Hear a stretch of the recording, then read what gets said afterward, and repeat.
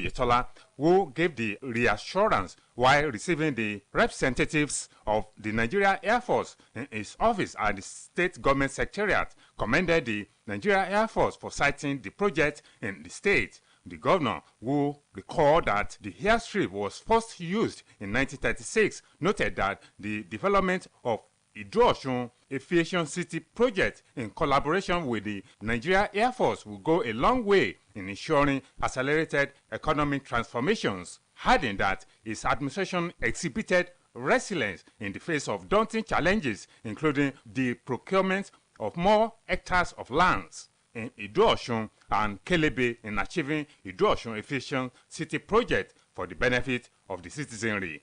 We realized early enough that the completion of the Osun Airport will aid our economic transformation effort.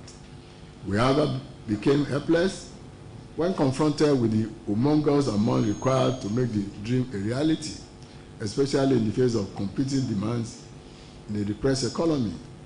As a government given to creative alternatives to meet societal needs, we embarked on a diplomatic shuttle, first by visiting the Minister of Aviation and later the Chief of Air Staff, all in the quest to develop the airport corridor.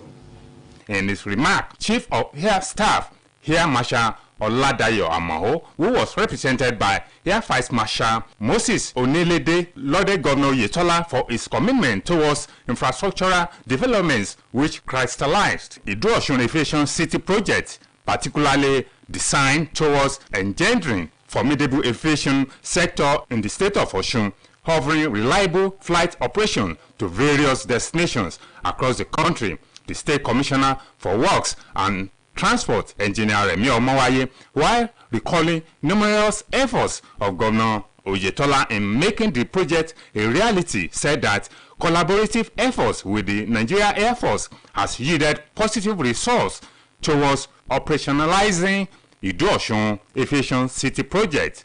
High point of the occasion was the symbolic presentation of the Ido-Osun Aviation project to the Nigeria Air Force. The governor with his cabinet members, Alaye More of Ido-Osun, Oba Adedapo Aderemi, as well as officers of the Nigeria Air Force, later took facility tour of Ido-Osun Aviation City project, expected to consist of runaway terminals, communication towers, and other essential features of robust aviation hub center when completed. From the governor's office, Sanya Onoride reporting.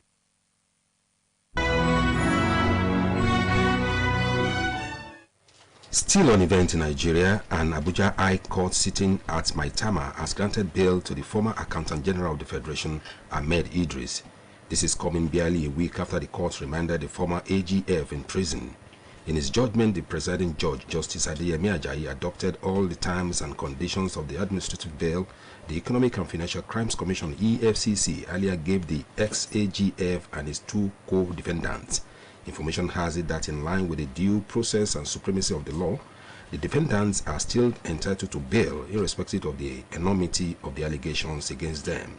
Justice Ajayi ruled that the anti-graft agencies did not in any of its processes disclose that the defendants misbehaved while on administrative bail. Senegal's main opposition coalition is vying to gain clout in legislative polls on Sunday that will set the scene for a presidential election in 2024 that could see President Macky Sall run for a controversial third term.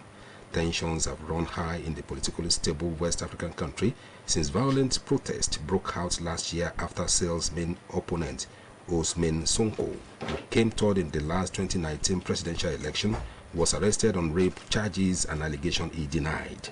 Frustrations with economic hardship brought by the coronavirus pandemic have been stoked by fuel and food price hike linked to the war in Ukraine, raising high against a president accused of stifling his rivals and failing on promises to import livelihoods. Some opponents fear Sall will breach a constitutional two-term limit and run again in 2024, an option he has neither confirmed nor denied. Amidst growing discontent, opposition parties hope the ruling Benno Bokk Yari coalition will see its parliamentary majority slip below the 125 out of the 165 seats it currently occupies in the National Assembly. This is the World at Noon, coming to you from Osun State Broadcasting Corporation, Ile-Awiye, Okebale, Osogbo, Voice of the West. Now a mid-news message.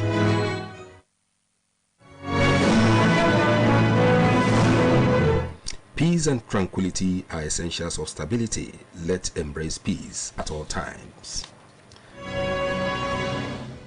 Experts of the African Development Bank and the International Monetary Fund (IMF) have said that African countries must mobilize $1.6 trillion over 7 years to meet their pledges of national determined contributions to resist the effect of climate change. The experts revealed this at a discussion program hosted by the IMF in Washington. The stakeholders revealed that African countries must mobilize $1.6 trillion between 2022 and 2030 to meet their nationally determined contributions to fight climate change. During his presentation, Acting Chief Economist and African Development Bank ADB Vice President Kelvin Surama noted that Africa has huge comparative advantages to lead the world in a new green transition, but the continent lacks the finances to do so. He said the findings of the 2022 African Economic Outlook show that the structure of the climate finance is very complicated and creates a misallocation of resources. Canadian Prime Minister Justin Trudeau has signified intention to accelerate the fight against climate change, which has triggered a showdown with the nation's farmers, who says the development is threatening food supplies and their profits.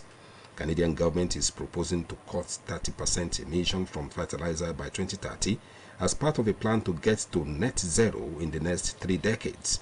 But growers are saying that to achieve that, they may have to shrink grains output significantly at a time when the world is clamoring for more supplies. Also at stake is the estimated 10.4 billion Canadian dollars that farmers could lose this decade from the reduced output. The tension comes as efforts to curb carbon dioxide emissions related to energy are lagging. So, policymakers are increasingly looking to other sectors, including agriculture. Farmers are already trying to reduce their fertilizer usage because costs have skyrocketed. Police authorities in China have offered bounty for a suspect in a gun attack that killed 3 people and injured 2 others, as a manhunt is underway in southwest China today. Report indicates that the shooting, which occurred in Muchan, a small county under Lezan City, stunned the security officials. That the incident happened in a country where the regulation on firearms is strictly implemented.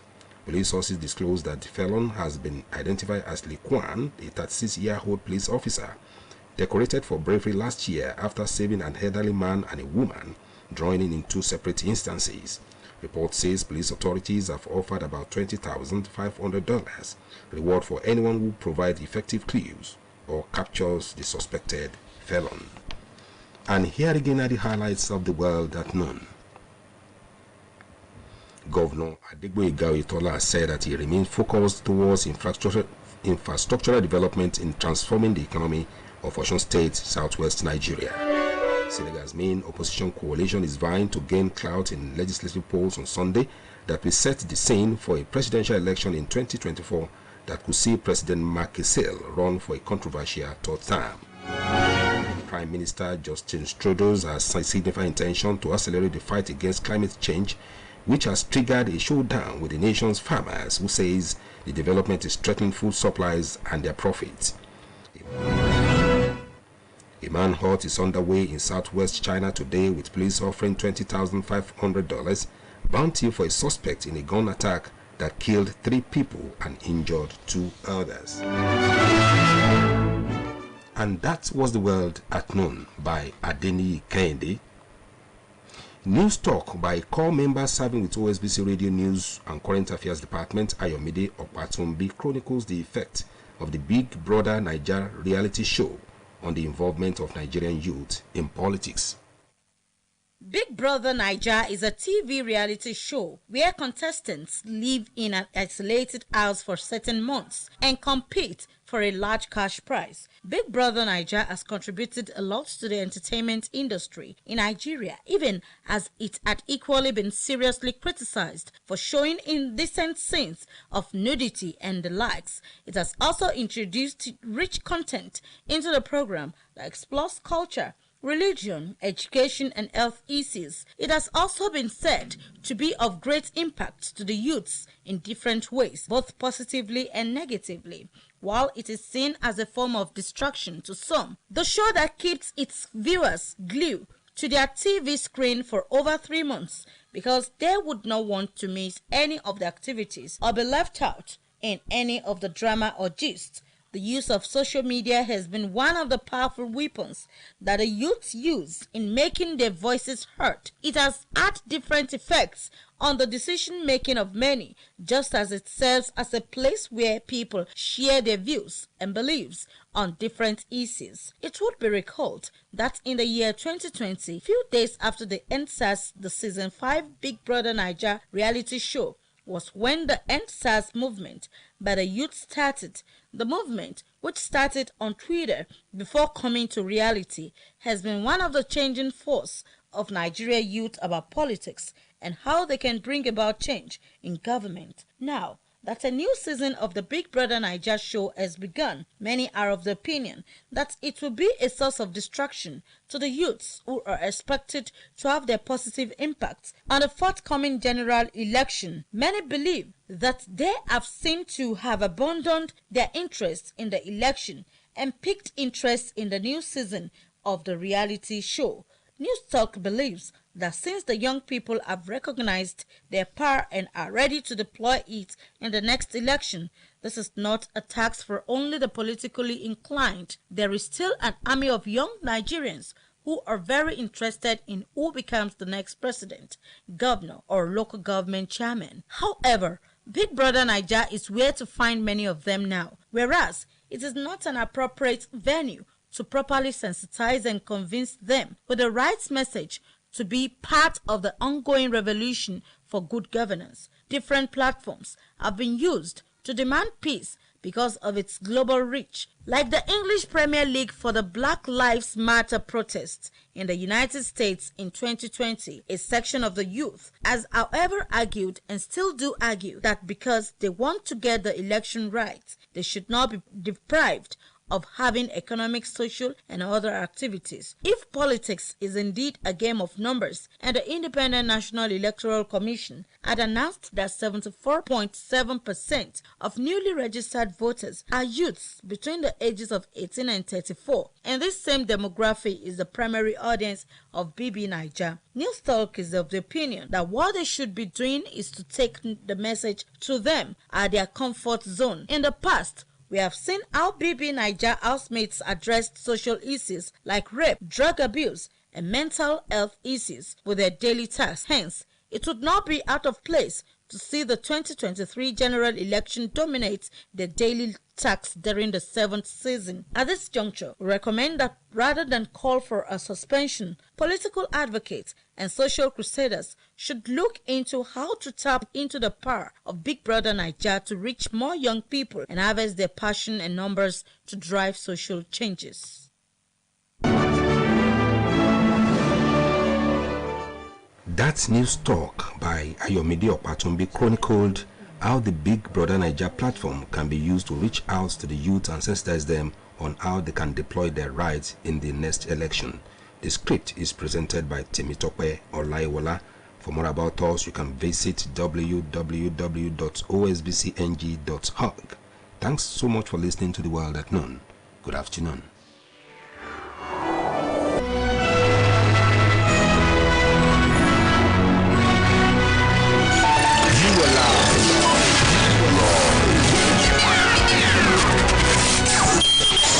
On Osho Radio. 104.5 FM.